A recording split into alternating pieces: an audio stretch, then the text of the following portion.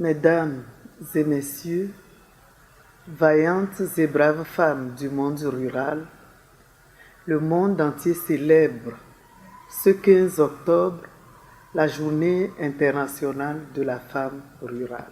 Instituée par l'Organisation des Nations Unies le 18 décembre 2007, cette journée a pour but de valoriser le potentiel des femmes rurales et d'attirer l'attention du monde entier sur les problèmes auxquels elles font quotidiennement face en dépit de leur contribution inestimable à la sécurité alimentaire.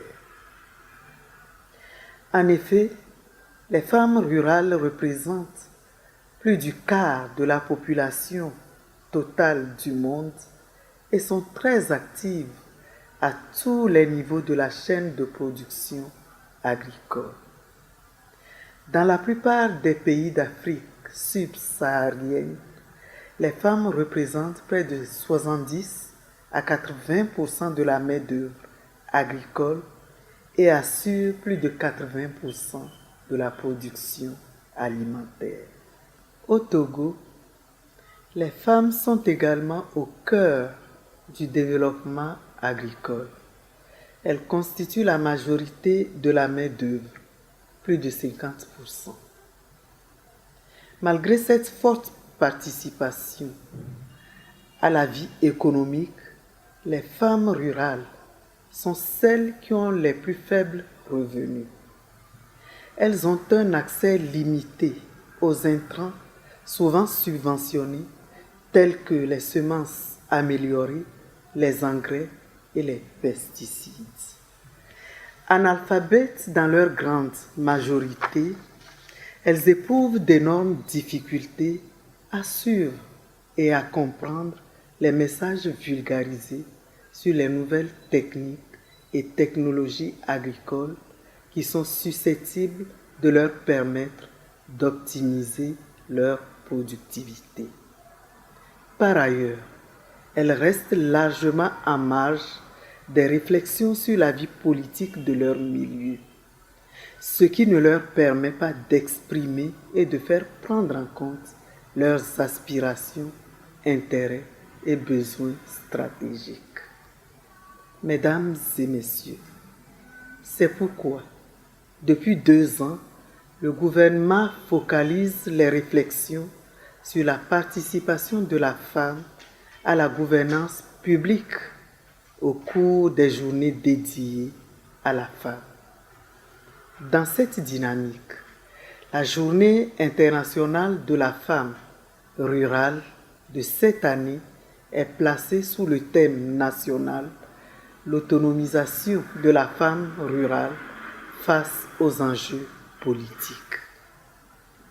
Le présent thème est en lien avec l'axe 3 du Plan national de développement. Au plan international, il est en parfaite cohérence avec la cible 5.5 des objectifs du développement durable qui recommande aux gouvernants de veiller à ce que les femmes participent pleinement et effectivement aux fonctions de direction à tous les niveaux de décision dans la vie politique, économique et publique et y accèdent sur un pied d'égalité.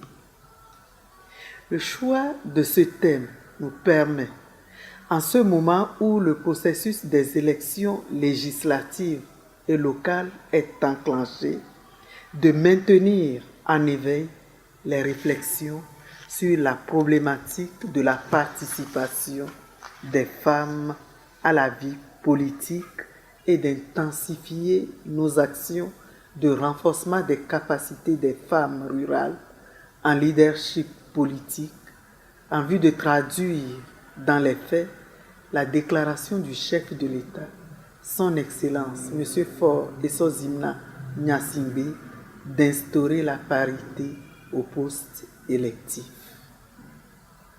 Pour y parvenir, la femme rurale a aussi besoin de renforcer son pouvoir économique afin de prétendre investir valablement la scène politique. S'appuyant sur cette réalité, le gouvernement a, en collaboration avec ses partenaires, engagé plusieurs actions phares.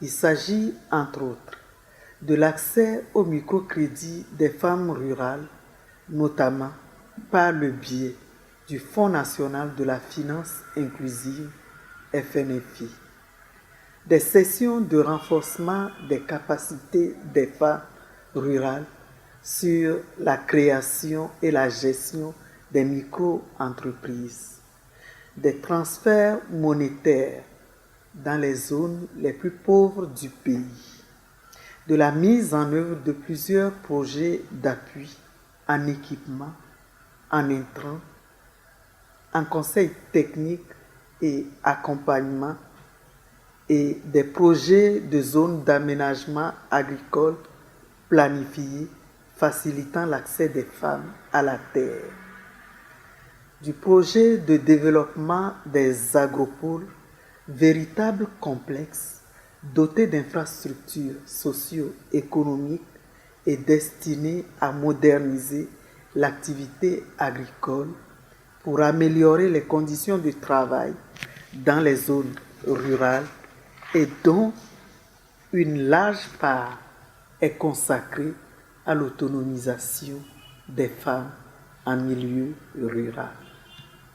De l'appui à l'inclusion financière des femmes vulnérables, de l'adoption d'un nouveau code foncier qui prévoit les mesures nécessaires et les dispositifs favorables à l'accès des populations pauvres vulnérables, notamment les jeunes et les femmes, à la terre. Des sessions de sensibilisation et de formation organisées au profit des femmes sur leur participation à la vie politique à travers le programme de consolidation de l'État et du monde associatif PROSEMA, de la mise en œuvre du projet d'appui à l'alphabétisation fonctionnelle des femmes. Toutes ces actions doivent être maintenues, soutenues et portées à l'échelle en vue d'un changement réel et perceptible. À cet effet, je lance un appel à tous les acteurs pour qu'ils intensifient leurs actions afin de permettre aux femmes rurales de s'épanouir pleinement en vue d'une contribution effective et efficace au développement en général et spécifiquement à la vie politique de notre pays. Je saisis cette occasion pour renouveler le plaidoyer à l'endroit des leaders traditionnels et religieux en faveur de l'accès des femmes à la propriété foncière, premier moyen de production agricole. Je voudrais enfin rendre un hommage mérité à toutes ces femmes et filles du monde rural qui se battent chaque jour pour améliorer leurs conditions de vie et celles de leur communauté.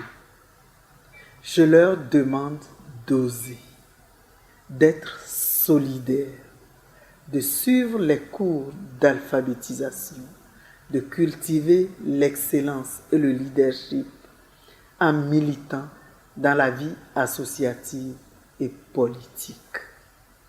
Mesdames et messieurs, cette année, les manifestations solennelles marquant la Journée internationale de la femme rurale auront lieu le 15 octobre 2018 à Pagala, dans la préfecture de Blita. Au cours de ces manifestations, un appui en équipement agricole sera octroyé à 15 groupements de femmes identifiés comme exemplaires et dynamiques. J'invite tous les acteurs à participer activement à ces festivités pour honorer les braves femmes du monde rural et les encourager à maintenir leur engagement, leur esprit de sacrifice et de travail au quotidien au profit du bien-être de tous.